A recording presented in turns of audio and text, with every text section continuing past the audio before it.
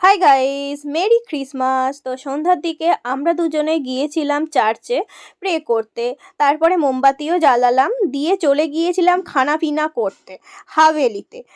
তো এই রেস্টুরেন্টটায় আমরা প্রথমবারই গিয়েছিলাম, অনেক দিন ধরে যাব যাব করছিলাম, যাওয়া আর হচ্ছিল না।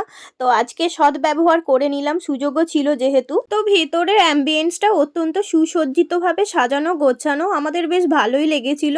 দেন আমরা একটু ফটো সেশন করে নিয়েছিলাম আর অর্ডারও দিয়ে নিয়েছিলাম। আমরা স্ন্যাক্স জাতীয় খাবারেরই অর্ডার দিয়েছিলাম যেহেতু আমরা সন্ধ্যার দিকে গিয়েছিলাম। আর বেশিক্ষণ ওয়েট করতে হয় না আমাদের, বলতে না বলতেই খাবার আমাদের সার্ভ করে দিয়েছিল। তো যাই হোক, আমাদের খাবারের মধ্যে ছিল চিকেন টিক্কা কাবাব আর সাথে ছিল 2 কাপ কফি।